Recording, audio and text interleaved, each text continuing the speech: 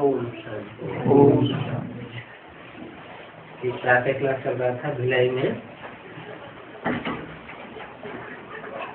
10 फरवरी 1967 की वाली बात चल रही थी। इस महाभारत लड़ाई के बाद सत्य विस्थापन होता है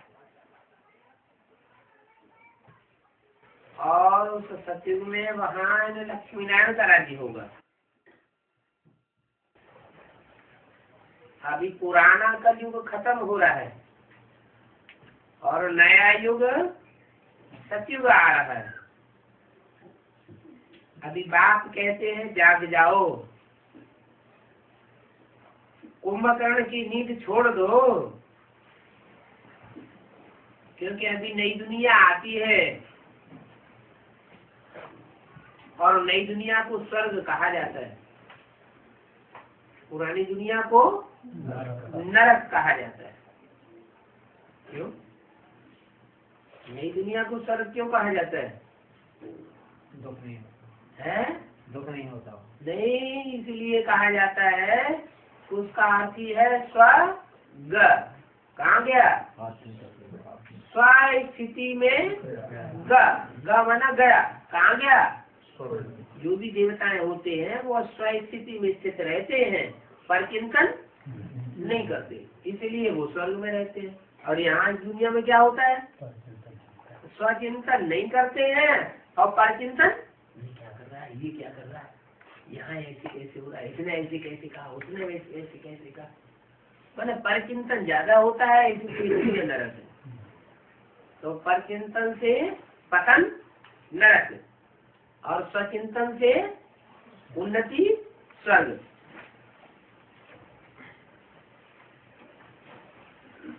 तो ये नया रास्ता है क्या?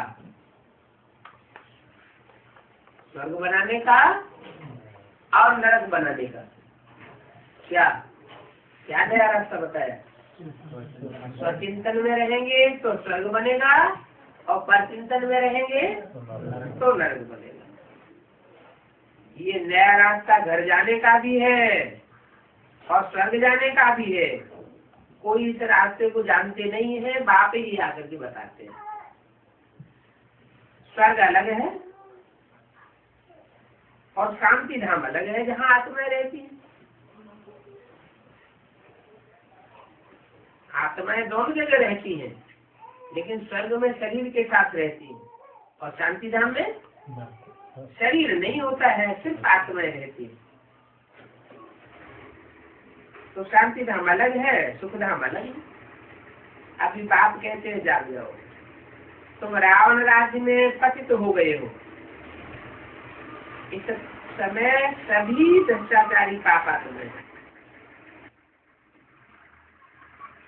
एक भी पवित्र आत्मा नहीं हो सकती।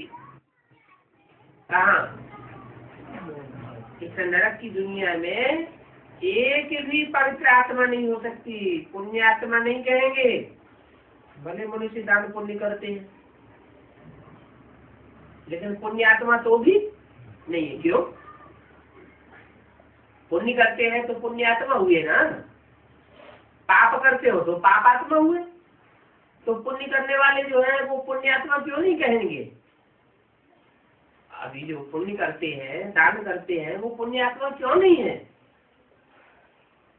सूक्ष्म धन का दान करते हैं। अच्छा, चाहे स्थूल करें चाहे सूक्ष्म करें, लेकिन पुण्य तो करते हैं ना, दान तो करते हैं ना, तो उनको पुण्यात्मा क्यों नहीं कहेंगे? पाप को नहीं कहेंगे।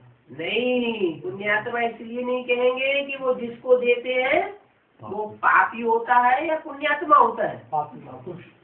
इस दुनिया में सब पापाचारी है, तो पापियों को जन्म देंगे तो उसका बोझ देने वाले के ऊपर भी चढ़ जाता है। इसलिए पुण्यात्मा इस दुनिया में कोई नहीं है।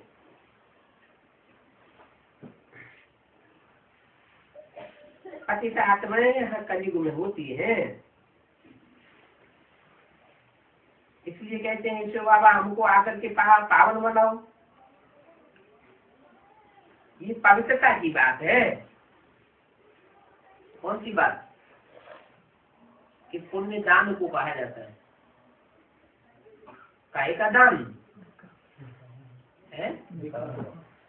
हाँ, विकारों का तो दान ठीक है, भगवान को देना है, लेकिन दूसरों को क्या देना है? ज्ञान का दान, पवित्र वाइब्रेशन का ज्ञान दान, पवित्र संकल्प का दान, पवित्र वाचा का दान।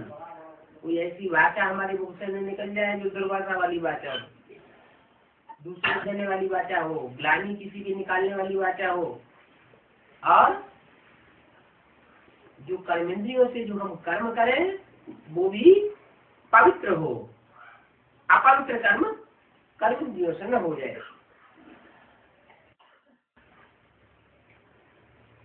तो ये पवित्रता की बात है। इस समय बाप आकर के तुमको अविनाशी ज्ञान रत्नों का दान देते हैं। इस समय इस संगम युग में, कलयुग के अंत में और सतयुग के आदि में बाप ही आकर के तुमको अविनाशी ज्ञान रत्नों का दान देते हैं, और ऐसा दान कोई कर ही नहीं सकती। किसी की बात है ही नहीं, सच्चाई का ज्ञान। कहते हैं तुम भी औरों को दान देते हैं, अगर देते रहेंगे तो 5 विकारों का ग्रहण छूट जाएगा। 5 विकारों का दान दो तो दुख का ग्रहण छूट जाएगा। कोई पूछते हैं, बाप भी पूछते हैं, बाप पूछते हैं तुम हेवनली गॉडफादर के बच्चे बने हो तो हेवनली होने चाहिए, नहीं नरक में क्यों बैठे हो? अरे करोड़पति का बच्चा होगा तो पैसे पैसे के लिए मोहताज होगा क्या? नहीं होना चाहिए ना। इसका मतलब क्या हुआ है? विकारों का दान अभी नहीं दिया है, दुख का ग्रहण छूट जाएगा अगर 5 विकारों का दान दे देंगे, पवित्र बन के सुखधाम चले जाएंगे। क्या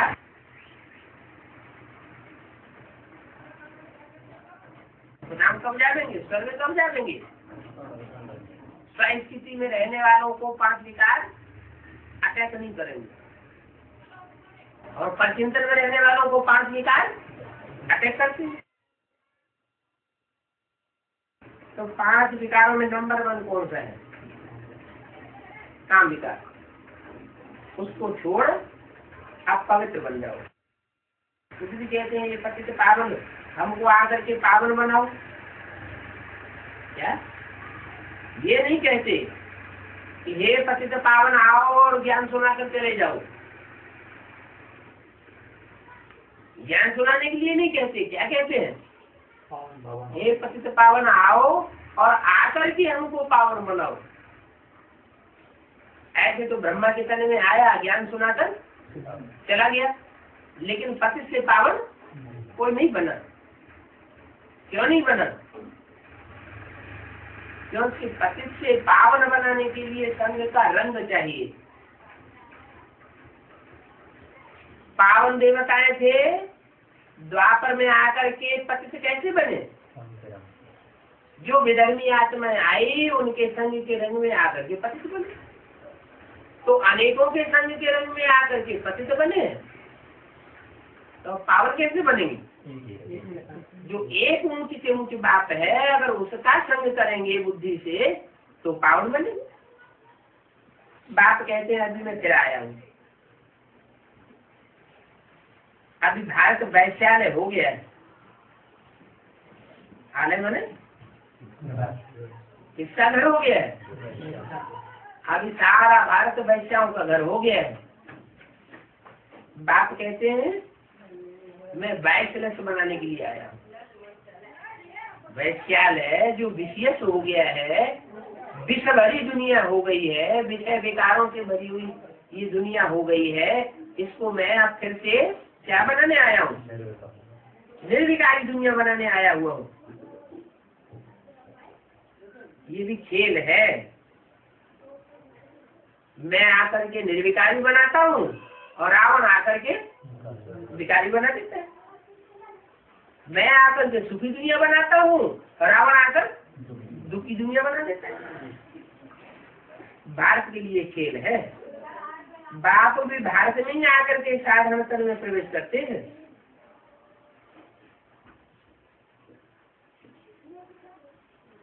फिर उनकी भी बायोग्राफी बैठ सुनाते हैं। किनकी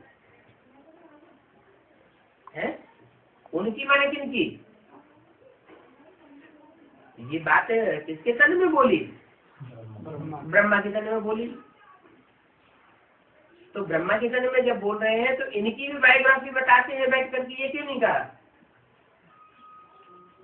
उनकी भी बायोग्राफी बताते हैं। जिसकी बायोग्राफी बताते हैं उसको दूर क्यों कर दिया? कि जिस तन में प्रवेश करके पतितों को पावन बनाते हैं उसकी जीवन कहानी बताते हैं। इनकी जीवन कहानी बैठ नहीं बताते हैं। इनकी माने किनकी? ब्रह्मा बाबा की नहीं बताते हैं। ये है सभी ब्राह्मण ब्राह्मणियां और ये है प्रजापिता ब्रह्मा और ये सब है उनकी औलाद।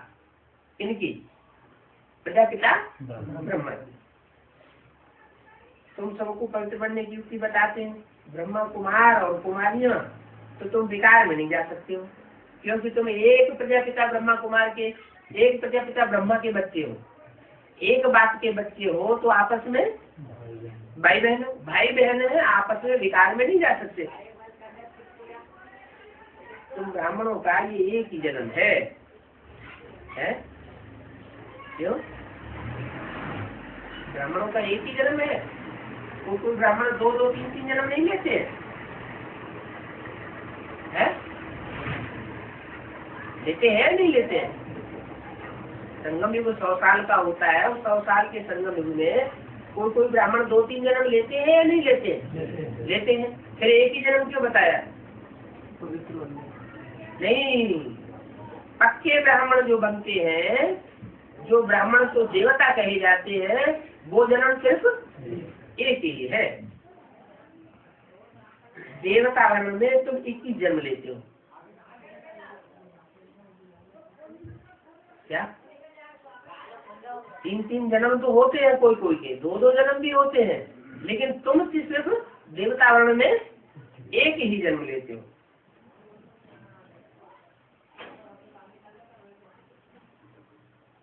क्या 21 जन्म लेते हो देवता वर्ण में? वैसे शूद्र वर्ण में 63 जन्म लेते हो। ब्राह्मण वर्ण का सिर्फ ये एक अंतिम जन्म है जिसमें पवित्र बनना है। बाप कहते हैं पवित्र बनो और बाप को याद करो, अथवा तो यूँ कहो कि योग बल से विक्रम भस्म करो। ये एक अंतिम जन्म पवित्र बनना है। सचिव में तो कोई पति तो होता ही नहीं है। अभी इस अंतिम जन्म में तुम पावन बनेंगे तो 21 जन्म पावन ही बने रहेंगे। फिर तो पतित 21 जन्म तक नहीं बनेंगे। पावन थे, अभी पतित बने हो। पतित हो तब तो बुलाते हो ना, है? जो बुलाते हैं, आह्वान करते हैं, उससे क्या साबित होता है कि पतित है। अच्छा, वहाँ माउंट आबू गुलजार गादी में बुलाते हैं या बुला बुलाए आ जाते हैं? तो उससे क्या साबित हुआ? पतित है। अच्छा, वहाँ की बात छोड़ दो, यहाँ एडवांस पार्टी में बुलाते हैं या नहीं बुलाते हैं? बिगड़ बुलाए आते हैं। बुलाते नहीं, अंदर अंदर से लगन नहीं है बाबा आ जाए बोलते हैं? आ जाए, अंदर अंदर बुलाते हो ना। बुलाते हो, उसका मतलब पतित हुए या पावन हुए? जो देवता पावन बन जाते हैं उनको बुलाने की दरकार नहीं रहती। अब ये पतित बनाया किसने? रावण की आसुरी मत ने तुमको पतित बनाया।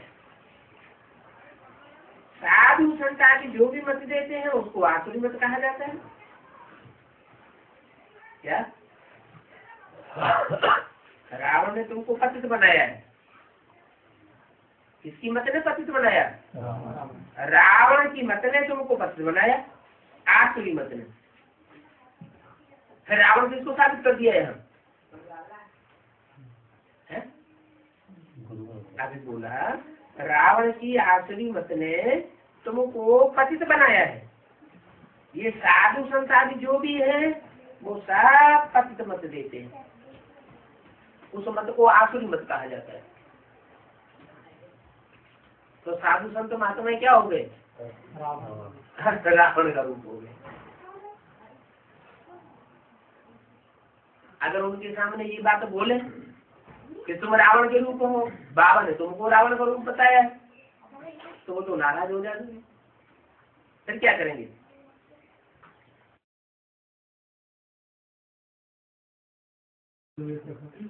हाँ, रावण ने साधु रूप धारण किया था, तो रावण साधु रूप धारण करके आया हुआ, साधु का रूप धारण करता है और कहता है कि शिवो हम भगवान के रूप हैं, भगवान सर्वव्यापी है।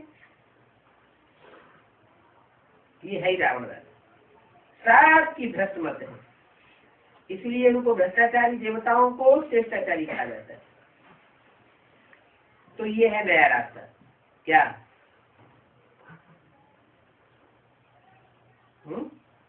इनको माने किनको श्रेष्ठाचारी कहा जाता है? लक्ष्मीनारायण का चित्र बाजू में रखा रहता था, वो इशारा करके बोलते थे इनको श्रेष्ठाचारी और रावण को भ्रष्टाचारी कहा जाता है। तो ये नया रास्ता है। सिवाय मेरे तुम बच्चों को रावण राज्य से और रावण राज्य के दुखों से कोई भी लिबरेट नहीं कर सकता। सभी काम की इच्छा पर बैठ भस्म हो गए। कहाँ की बात बताई? शास्त्रों में कहीं ये बात आई है कि भस्म हो गए ज्ञान सागर के बच्चे?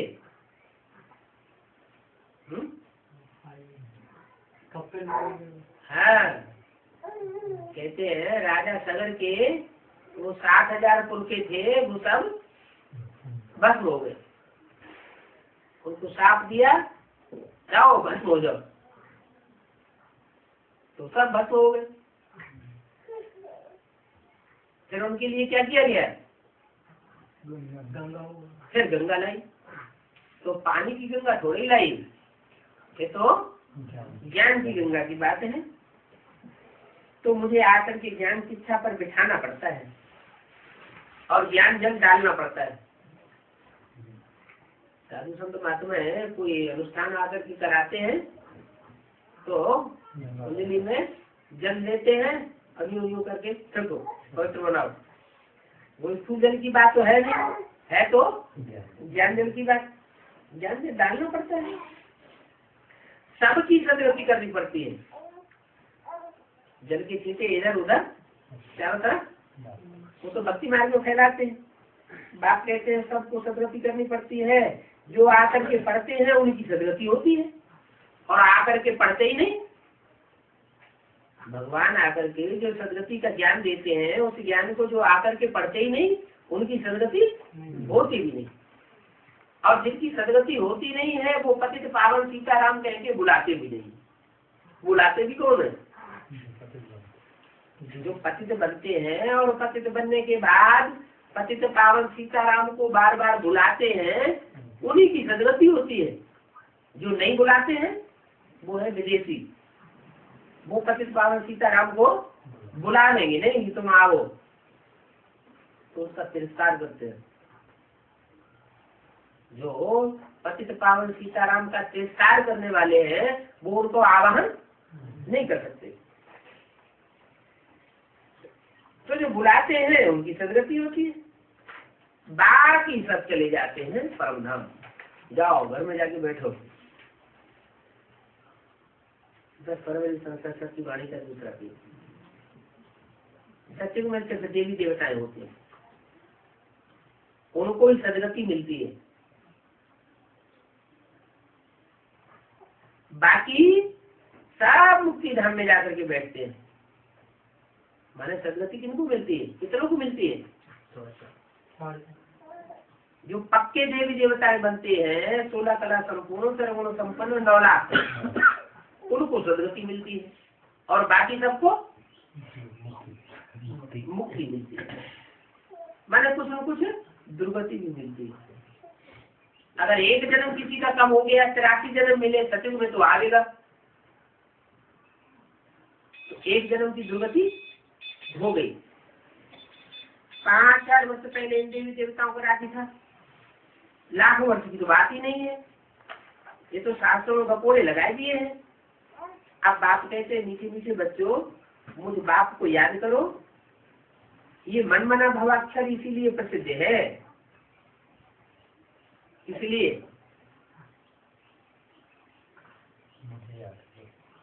क्योंकि मैंने आकर के बताया है कि मुझे याद करोगे तो मेरे जैसे बन जाओगे, तुम्हारे संकल्प मात्र भी मेरे समान चलेंगे।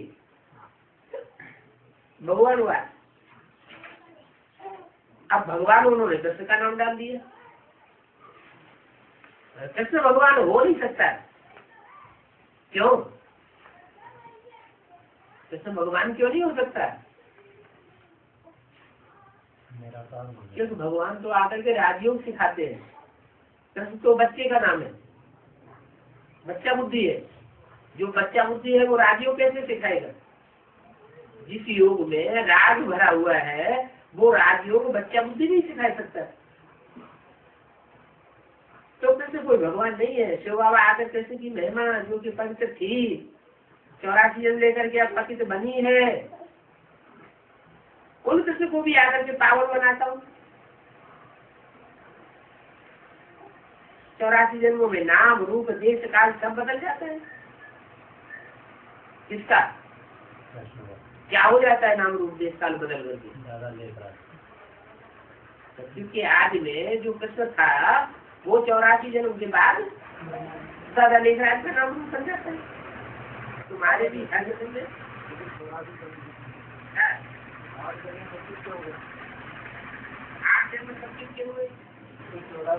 की बात कर रहे हैं आप? नहीं, जैसे 84 में 8 घंटे हैं तो केवल नहीं, आप किस आत्मा की बात कर रहे हैं? 84 जन्म लेने के लिए आप किस आत्मा की बात कर रहे हैं?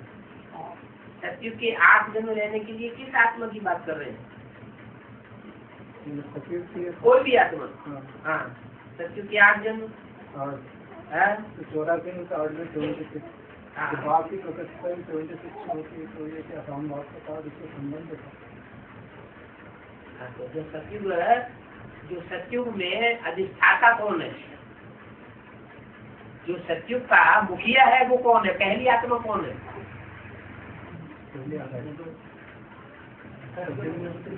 जो सतयुग का जो सीन दिखाया जाता है, त्रेता का सीन दिखाया जाता है, उसमें चित्र किसका छपा हुआ है? राधा कृष्ण का छपा हुआ है। तो राधा कृष्ण जो है वो सतयुग के अधिष्ठाता है। बाप आकर बच्चे को राज्य देते हैं, सतयुग का नहीं दुनिया का। तो जो सतयुग का राज्य बाप आकर के देते हैं, उस सतयुग की शूटिंग भी कौन करता होगा? किसके द्वारा कराते होंगे? कृष्ण वाली आत्मा के द्वारा सतयुग की शूटिंग होती है। वो तो देवता ही आत्मा है।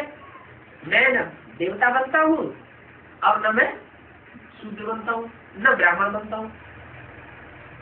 शिव बाबा का बात नहीं है। तो सतयुग की स्थापना का जो कार्य है या शूटिंग का कार्य है वो कृष्ण की रहबरी में पूरा होता है, और वो है 40 साल। 40 साल पूरे हुए तो सन 76 आ जाता है। तो ये तो बिल्कुल ठीक है। 8 जन्म जब निकल जाते हैं तो सन 76 आता है। सन 76 जब शुरू होता है तो जैसे कि त्रेता युग की शूटिंग शुरू हो जाती है। भगवान कोई कृष्ण नहीं है। शिव बाबा आकर कृष्ण की आत्मा को पवित्र बनाते हैं, जो 84 जन्म लेकर के पतित बनी है। उनकी भी आत्मा पवित्र बनती है ना, क्योंकि उनका नाम रूप देश काल सब बदल जाता है। तुम्हारे भी हर जन्म में फीचर्स बदलते जाते हैं। आत्मा एक सेल छोड़ दूसरा लेती है, कभी स्त्री बनती है, कभी पुरुष बन जाती है। ये ड्रामा प्लान अनुसार नूद है स्त्री पुरुष बनने की। क्या नूद है? एक जन्म स्त्री एक जन्म पुरुष। जाति से जाति 2 जन्म स्त्री या 2 जन्म पुरुष मिल सकते हैं। इससे ज्यादा तब्दीली नहीं हो सकती। किसी के अंदर मान लो पुरुष जन्म व्यक्ति के संस्कार ज्यादा रह गए तो अगले जन्म में भी जाकर पुरुष बन सकता है। स्त्री व्यक्ति के संस्कार ज्यादा रह गए तो अगले जन्म में भी स्त्री बन सकता है। ये स्त्री पुरुष बनता क्यों है? काम विकार प्रधान होता है हर प्राणी मात्र में। काम विकार प्रधान ऐसे नहीं मनुष्य मात्र में ही, जो भी प्राणी मात्र है उन सब में काम विकार प्रधान है। तो काम विकार की प्रधानता होने के कारण अंत समय में उन्हें वही याद आता है जो सारा जीवन याद किया। काम विकार की प्रधानता के कारण स्त्री पुरुष को याद करती है, पुरुष स्त्री के चोले को याद करता है, सारा जीवन याद आता है। तो अंत में सुबह हो जाती है। पुरुष को स्त्री याद आ जाती है, स्त्री को पुरुष याद आ जाता है। पुरुष को स्त्री याद आवेगी तो उसको स्त्री का जन्म मिल जाता है, और स्त्री को पुरुष याद आ जाता तो उसको पुरुष का जन्म मिल जाता है। ऐसे ही बाबा पशु पक्षियों में भी ऐसे ही, पशु पक्षी में भी ऐसा ही होता है। लिंग परिवर्तन होता है तो कभी स्त्री कभी पुरुष बन जाते हैं। ये ड्रामा प्लान अनुसार है। एक जन्म न मिले दूसरे से, फिर तुम्हारा यही जन्म रिपीट होगा तो फिर एक्यूरेट यही फीचर्स होंगे। ये ड्रामा अनादि बना बनाया है। क्या कितनी वंडरफुल बात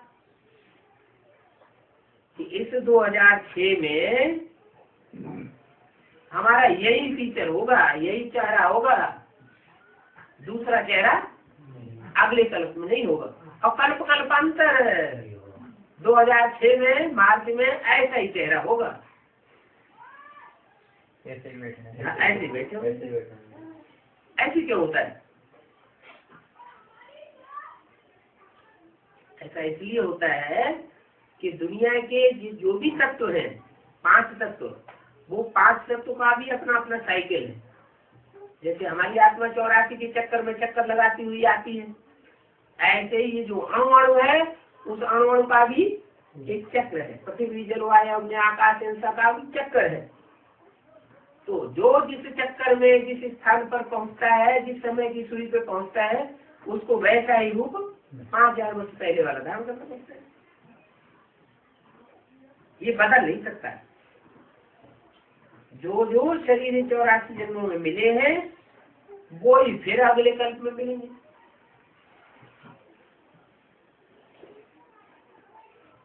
परिवर्तन नहीं होगा। श्री कृष्ण को जो शरीर सत्युग में था वो फिर वहां मिलेगा। वो आत्मा तो अभी यहाँ है। अभी तुम जानते हो हम सो बनेंगे, ये लक्ष्मण के फीचर्स एक्यूरेट नहीं है। कौन से? जो लक्ष्मण का चित्र बनाया हुआ है वो एक्यूरेट फीचर्स नहीं बनाए,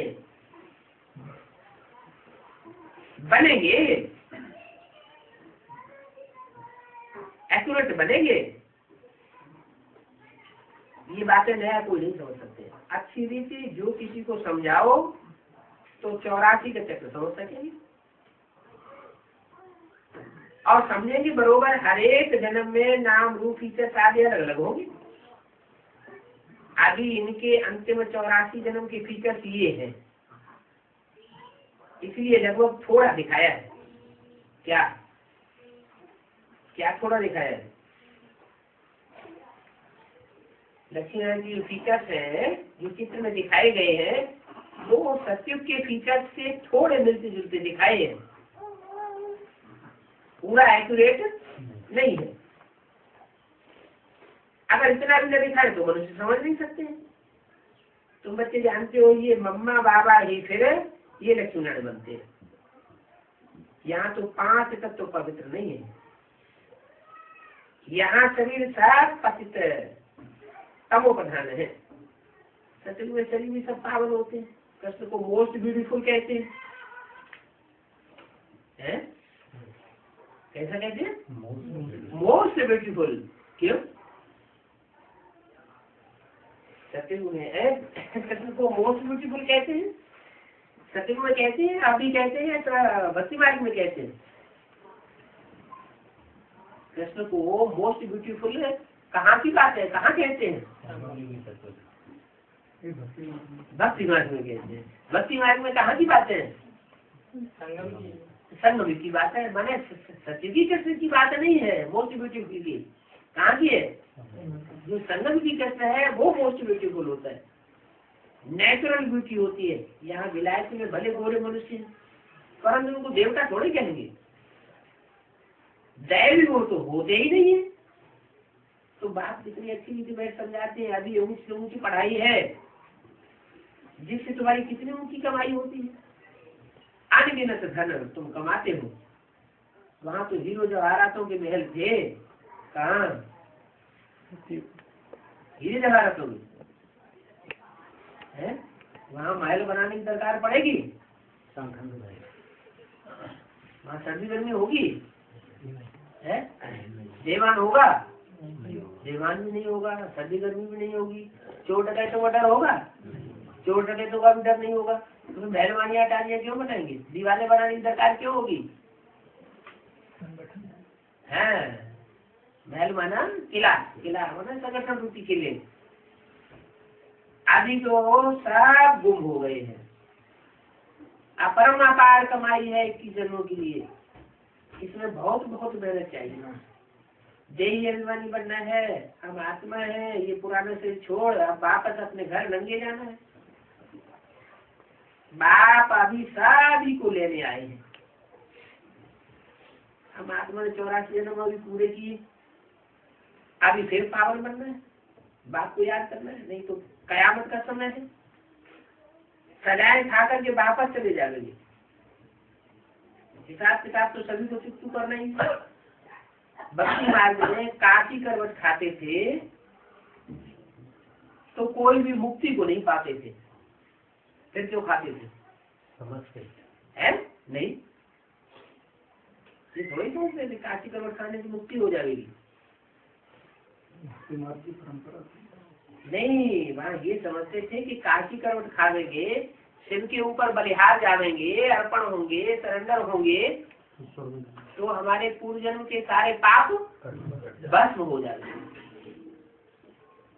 लेकिन ये नहीं जानते थे कि अर्पण होने के बाद भी अगला जन्म मिलता है। तो जब अगला जन्म मिलता है तो फिर तेजी से पाप करना शुरू कर देते हैं, किंतु पति दुनिया होती। बाकी ऐसे नहीं है कि शिव के ऊपर कोई सरेंडर हो जाए तो उसके पाप कर्म हमेशा के लिए खत्म हो जाएंगे। नहीं, पिछले पाप कर्म भस्म हो जाते हैं। तो वो है भक्ति मार्ग, और ये है वहाँ तो भक्ति मार्ग में जड़ लिंग के ऊपर कुएं में जाकर कूदते थे, और यहाँ तो चैतन्य ज्ञान सागर आया हुआ है, लेकिन जो आया हुआ है अगर उसको पूरा पहचाना नहीं और बिना पहचाने ही अर्पण हो गया ढेरे में अंधश्रद्धा पूर्वक, तो मुक्ति मिलने की बात नहीं है। मुक्ति तब ही मिलेगी जबकि मैं जो हूँ, जैसा हूँ, जिस रूप से पाठ बजा रहा हूँ, उस स्वरूप को पूरा पहचान। बाप तो कहते हैं मेरे साथ रहने वाले मेरे को पूरा नहीं पहचान पाते। क्या? जो मेरे साथ रहते हैं, साथ सोते हैं, साथ खाते हैं, साथ खेलते हैं, वो भी मेरे को पूरा नहीं पहचान पाते। जब पूरा नहीं पहचान पाते हैं तो क्या अंजाम होता है? फिर मेरा साथ छोड़ देते है। तो ये ज्ञान मार्ग। अब यहाँ कोई जीव घात करने की बात नहीं है। भक्ति मार्ग में तो काशी करवट खाने जाते थे तो कुएं में जो खांडा लगा हुआ होता था, ऊपर एंगल होता था, एंगल से सीधे कूदते थे, खाने हो जाते कट के खलास हो जाते। वो तो जीवघात हो गया। यहाँ जीवघात की बात नहीं है, काय की बात है? जीते जी मरने की बात। श्रीमत पर चलना अर्थात जीते जी मरना। वो है जीव राशि। फिर भी भावना तो उनमें रहती है ना। तो जिनमें भावना रहती है उनमें भी कोई मुश्किलात साहस लड़ते हैं। बाकी मुक्ति व जीवन मुक्ति नहीं मिल सकती है। यहाँ तो तुमको मुक्ति जीवन मुक्ति मिलती है। बाप बिना मुक्ति जीवन मुक्ति कोई दे ही नहीं सकता है।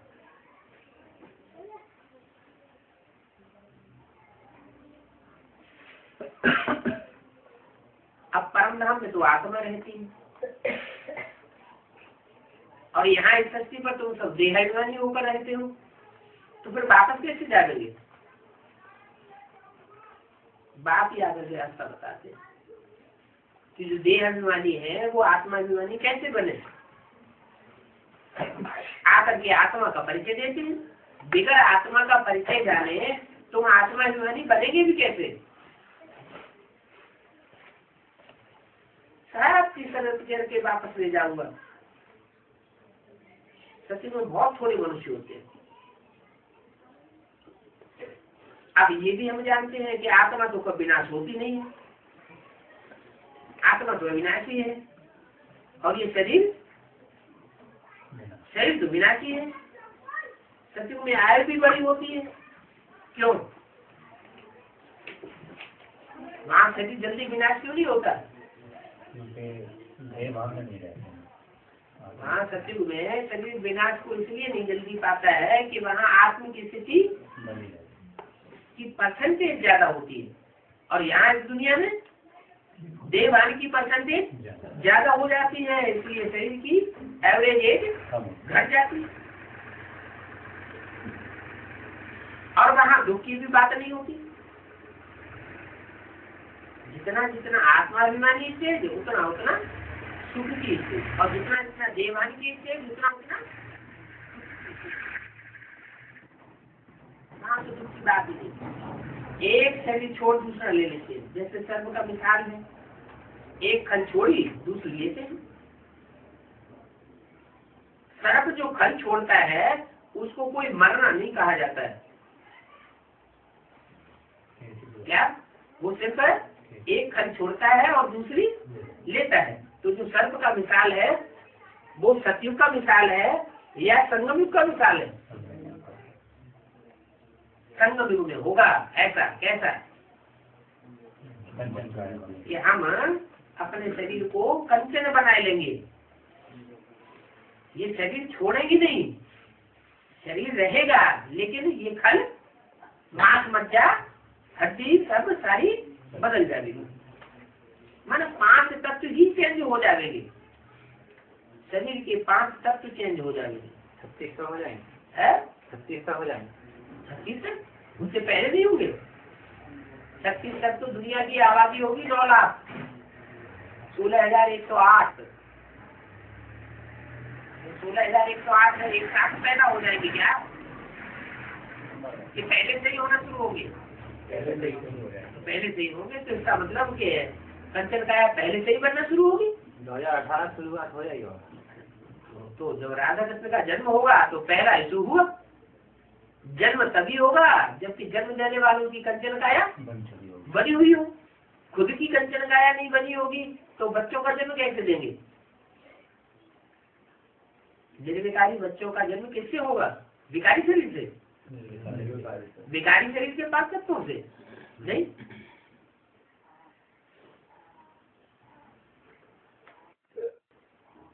तो सर्प को मरना नहीं कहा जाता है। दुख की बात नहीं होती है। समझाते हैं। अभी समय पूरा हुआ, एक शरीर छोड़ दूसरा ले लेते हैं। ये अभ्यास यहाँ डालना है। क्या है? माना अभ्यास यहाँ का कौन सा अभ्यास? ये देहभान छोड़ना और आत्माभिमानी बनना, ये अभ्यास यहाँ डालना है। हम आत्मा हैं। अभी हमको घर वापस जाना, नई दुनिया में आवेंगे, नया खेल मिलेगा। दिन प्रतिदिन कला कम होती जाती है। कब? जब नई दुनिया की शुरुआत होती है तो दिन प्रतिदिन कलाएं कम होती जाएंगी। बाबा जी कला का अर्थ क्या है?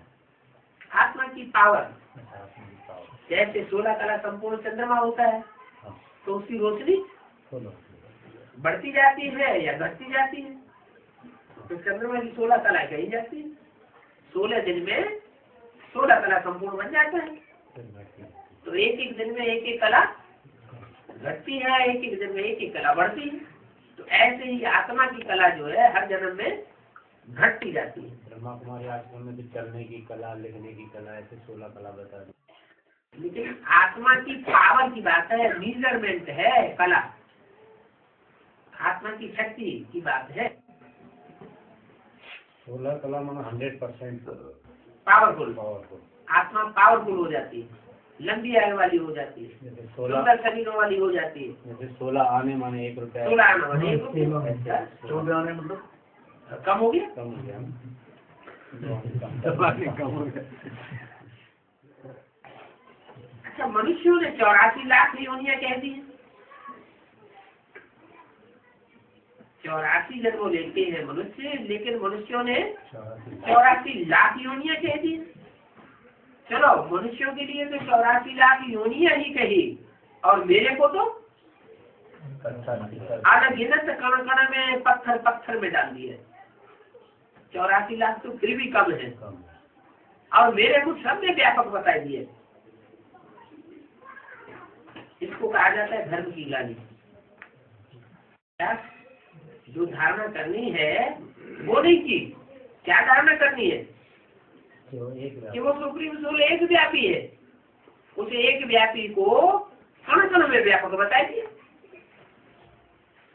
मनुष्य स्वच्छ बुद्धि से बिल्कुल तुच्छ बुद्धि बन गई, तब ऐसा होता है। ये शूटिंग बाबा अभी होना है कैसी? ये तो कड़का में वाली बात है। हाँ, इसकी शूटिंग भी यहाँ ब्राह्मण परिवार में होना है।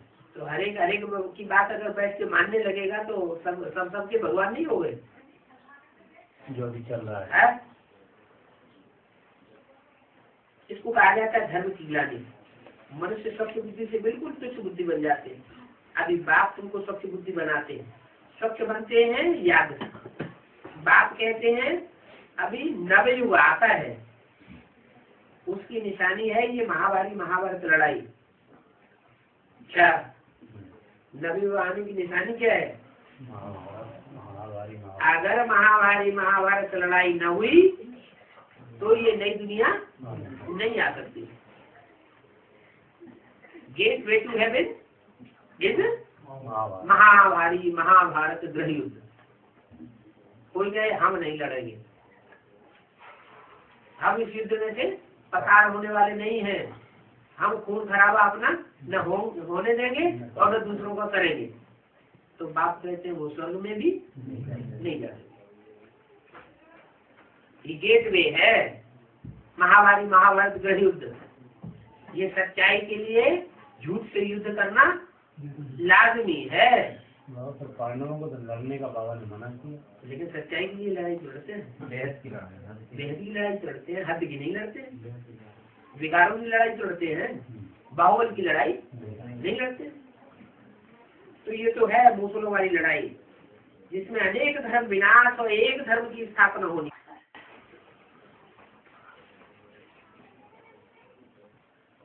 दस फरवरी 1967 की वाणी का तीसरा पेज।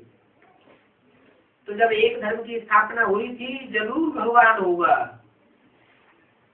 मनुष्यों का काम है अनेकतावाद फैलाना, द्वैतवाद फैलाना, दो बातें बताना, अनेक मतें फैलाना, और भगवान का काम है एक मत में सारी दुनिया को पिरो देना।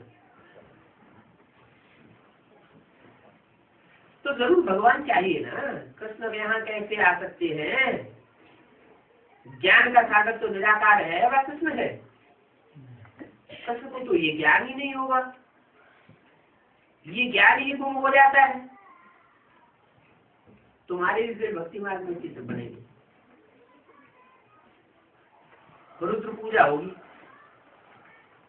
क्या रुद्र भगवान का चित्र बनाते हैं ना, तो चित्र है किसका?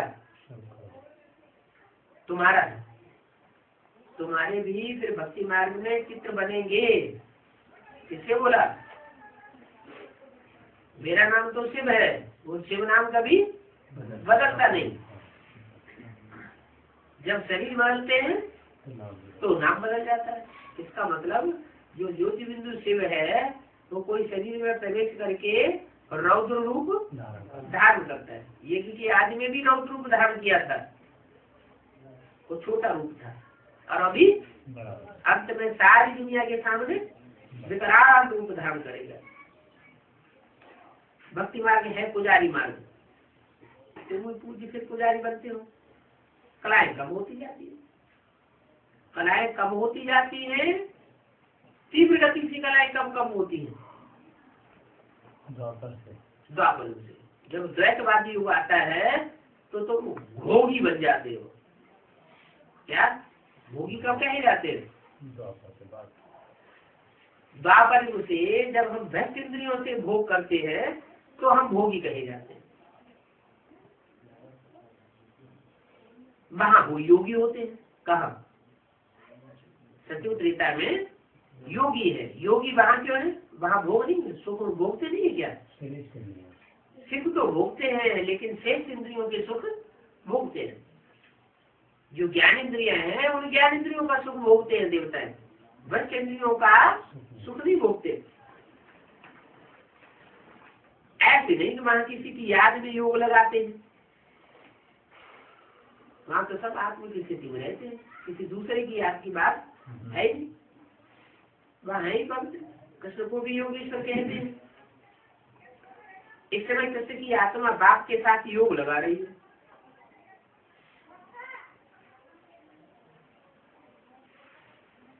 कृष्ण की आत्मा इस समय योगेश्वर है। सतयुग में योगेश्वर नहीं कहेंगे।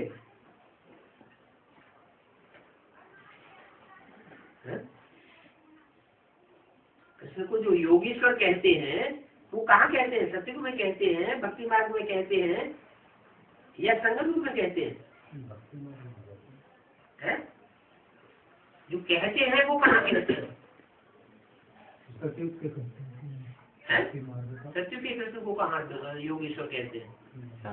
जो संगम की कृष्ण है उसके लिए भक्ति मार्ग में योगेश्वर कहते हैं। तो कृष्ण को जो योगेश्वर कहते हैं वो योगेश्वर कृष्ण की आत्मा अभी बाप के साथ योग लगा रही है। तो अभी योगेश्वर हुई या बाप योगेश्वर हुआ? बाप योगेश्वर हुआ। कृष्ण की आत्मा इस समय योगेश्वर है। ये किसने कह दिया? दो बातें हो गई। किसने बोल दिया? ब्रह्मा इधर बोल रहे हैं। कृष्ण की आत्मा इस समय योगेश्वर है। सत्य को योगेश्वर नहीं कहेंगे क्यों? बावन बुद्धि में सिर्फ इतना ही ज्ञान बैठा हुआ है कि सत्य में योग नहीं लगाते हैं, यहाँ योग लगाते हैं। तो कृष्ण की आत्मा इस समय यहाँ योगेश्वर ये नहीं। अब उससे पहले ऊपर जो है उल्टा बाकी बोल दिया। कृष्ण की आत्मा को योगेश्वर इस समय कृष्ण की आत्मा बाप के साथ योग लगा रही है। तो जिसके साथ योग लगा रही है, योग सीख रही है, तो योगेश्वर कौन हुआ? सीखने वाला या सिखाने वाला? तो बाप हुआ योगेश्वर। फिर ये तो दूसरा वाक्य क्या बोल दिया? कृष्ण की आत्मा इस समय योगेश्वर है। भक्ति मार्ग का शब्द है योगेश्वर उनके कृष्ण के लिए, इसलिए बुद्धि में क्या बैठा है कि योगेश्वर का प्रैक्टिकल साकार रूप पर्सनालिटी कौन है? तो बाबा ऐसे मुरली पढ़ने में मतलब आमतौर से क्लियर भी तो नहीं हो पाता कि कौन सी वर्डिंग ब्रह्मा बाबा की है और कौन सी सुप्रीम की। ध्यान देंगे तो ये तो हाँ, ध्यान देंगे तो वर्डिंग क्लियर होगी। सत्य में योगेश्वर नहीं कहेंगे, वहां तो प्रिंस बनते हैं। तुम्हारी पिछाड़ी में ऐसी अवस्था रहनी चाहिए कि सिवाय बाप की याद के और कोई शरीरधारी याद ना आवे। चलो अभी तो कोई बात नहीं, क्या अभी अगर कोई और दूसरा याद आता है तो चल जाएगा, लेकिन जब पिछाड़ी का टाइम होगा, अंत मते तो गते का टाइम होगा, तो एक बाप के सिवाय और कोई की याद नहीं आवे। शरीर से और पुरानी दुनिया से सारा ममत्व मिट जाए। सन्यासी रहते तो पुरानी दुनिया में ही रहते हैं, पुरानी दुनिया में, परंतु घर बार से ममत्व तोड़ देते हैं। वो ब्रह्म को ईश्वर समझते हैं और उससे योग लगाते हैं। और यहाँ बेहद के सन्यासी है, ब्राह्मणों की दुनिया में जो बेहद के सन्यासी हैं, जो अपने घर बार को छोड़े हुए हैं, लौकिक परिवार को, और योग किससे लगाते हैं? ब्रह्मा से योग लगाते हैं। ब्रह्मा को ईश्वर समझते हैं। किसको समझते हैं? ईश्वर। वो उनके लिए साकार दुनिया में ईश्वर का पागदारी कौन है? दादा लिख रहा है ब्रह्म। अपन को ब्रह्म ज्ञानी तत्व ज्ञानी कहते हैं कि हमसे बड़ा कोई ज्ञानी हो नहीं सकता। समझते हम ब्रह्म में लीन हो जाते हैं। क्या भक्ति मार्ग कहते हैं ब्रह्मलीन स्वामी जी महाराज। तो ब्रह्म में कोई लीन थोड़ा ही होता है। बाप कहते हैं वो सब रंग बातें हैं। कोई भी अपनी आत्मा को किसी की आत्मा में लीन नहीं कर सकता, या कोई की भी आत्मा परमात्मा में हमेशा के लिए लीन हो नहीं सकती। राइट बात मैं ही आकर के बताता हूँ और सब रंग बातें बताते हैं। मुझे ट्रुथ कहा जाता है, गॉड इज ट्रुथ। कोई आत्मा को नहीं कहा जाता ट्रुथ। भारतवर्ष में सत्यनारायण की कथा गाई जाती है क्या? कि नारायण ही सत्य है, सत्य लक्ष्मी की भी कथा नहीं गाई जाती। जो सदा साथी साथनी है, चिर संगिनी है, जीवन साथी है, वो भी झूठ। सत्य कौन? सिर्फ एक सत्यनारायण। तो बात समझाते हैं कि याद की यात्रा बड़ी पक्की चाहिए। ज्ञान तो बहुत आसान है, देही अभिमानी बनने में बहुत मेहनत है। बाप कहते हैं किसी की भी देह को याद नहीं करो।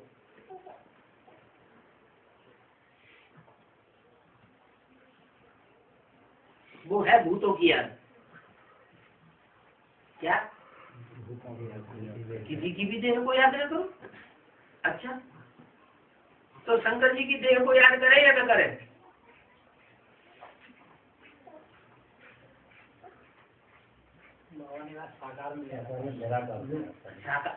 साकार में निराकार को याद करना है, तो वो देह किसकी हुई है? बाप की हो गई। बाबा को दे चुके हैं। हाँ, उस देह पर भी उनका कोई अधिकार नहीं है। वो देह किसकी हो गई? शिव बाप की हो गई। तो शिव बाप की जो चीज हो गई तो किसकी कही जाएगी? शिव बाप की कही जाएगी। तो शिव कृष्ण के स्वरूप में तो फिर देह की याद बनी रहेगी। कृष्ण तो भगवान है ही। किसी रूप में निराकार को भी याद करते हैं साकार के द्वारा। हाँ। तो देह की याद तो सभी बनी रही है। लेकिन वो देह को किसने ग्रहण कर लिया है? उसकी जिम्मेवारी किसने ले ली? वो मुकर्रर किसने बनाई दिया है? शिव ने मुकर्रर में बना दिया। जब जिसने जिम्मेवारी ले ली तो सारी जिम्मेवारी उसकी। इसीलिए भक्ति मार्ग में जो मूर्ति होती है, उस मूर्ति की भी चरण रज माथे से। क्या? सारे शरीर में निम्नतम होते हैं चरण, और ऊंचे से ऊंचा होता है उत्तम अंग। तो चरण की जो धूल है वो भी माथे से लगाते हैं। माने अगर चरणों का भी संग मिल जाए तो भी अपने को धन्य समझते हैं। बाबा घर को याद करो, इसीलिए भी तो बोला है कि घर को याद करो। बाप का घर कौन सा है? सुप्रीम सोल का घर कौन सा है इस दुनिया में? जिसमें बैठा है, जिस मुकर्रर रथ में बैठता है वो उसका घर हो गया। तो घर तो पावन ही है और इसको अनुभव भी करते हैं। कोई फोन करते हैं तो कहते हम सब भूल गए। बहुत बातें हमने याद करके रखी थी, सारी बातें भूल गए।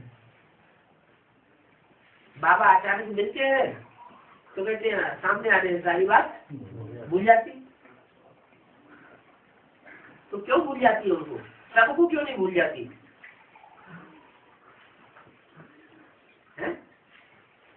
कोई तो सामने बैठ करके ढेर सारे प्रश्न आते हैं और कोई को बिल्कुल प्रश्न आते ही नहीं, कहते हम तो सब भूल जाते हैं बाबा, भूल जाते हैं, कुछ याद नहीं रहता।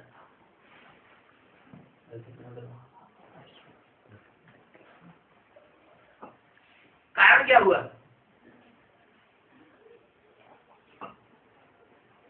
है? अरे कुछ तो कारण होगा।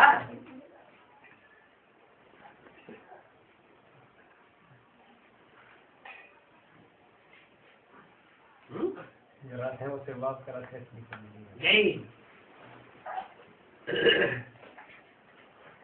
जो बच्चे बाप के ज्यादा नजदीक है पुरुषार्थ में, आत्मिक स्टेज के पुरुषार्थ में ज्यादा नजदीक होते हैं, उनको ये अनुभव होता है कि जैसे ही बाप नजदीक आता है, संग में आता है, सामने आता है, वो सारा सब कुछ भूल जाते हैं।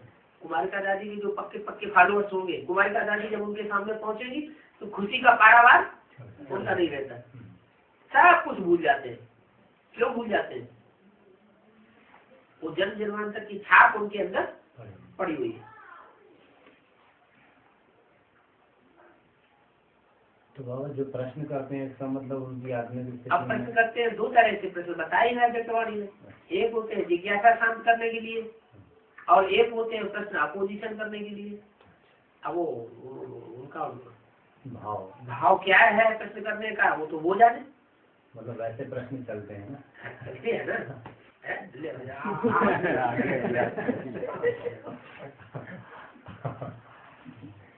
भाई लोग ऐसे प्रश्न नहीं कर पाते, इसलिए उनका कल्याण हो जाता है उसमें। जो प्रश्न नहीं कर पाते उनका कल्याण हो जाता है। जो प्रश्न नहीं कर पाते ना, तो उनको मदद कर दी ना, देती है, उनको मदद कर दी ना। हाँ।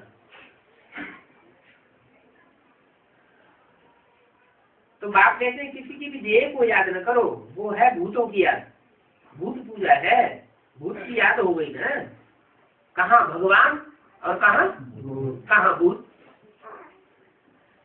मैं तो अशरीरी हूँ, मतलब मैं तो जिस तन में हूँ उसमें आसक्त होकर के नहीं रहता हूँ।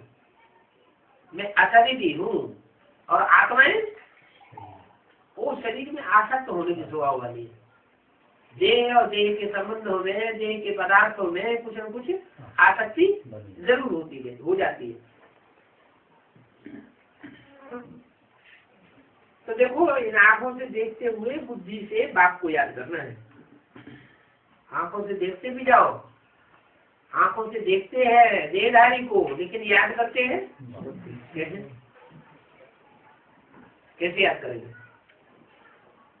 बुद्धि बाबा में लगी रहे, और आंखें तो साकार को देख रही, देखते हुए न देखें, देखते हुए देखें साकार। अच्छा हम आपको पुकारेंगे कैसे?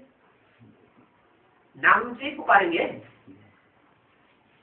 नाम रूप से पुकारेंगे तो देह याद आएगी, तभी तो पुकारेंगे कि ये कहेंगे हे आत्मा इधर आओ। आत्मा कहेंगे तो बिंदु याद आएगा, और बिंदु का जो स्पेशल रूप है, अपना विशेष आकार है, प्रकार है, वो तो साकार ही होगा। तो साकार को देखेंगे तभी तो नाम रूप याद आएगा, नहीं तो नाम रूप कैसे याद आएगा?